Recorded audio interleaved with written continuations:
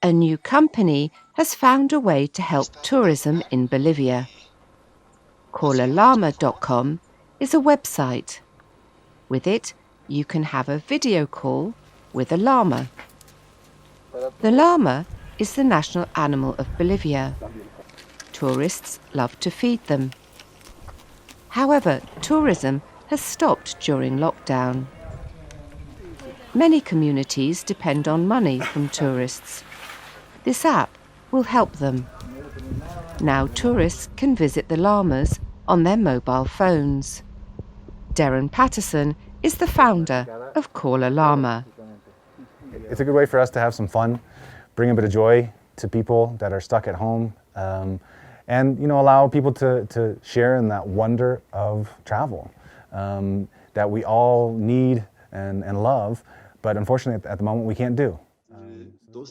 On each visit, an English-speaking guide joins you. They introduce you to the llamas and the amazing places they live. So, time to travel again, if just from your sofa.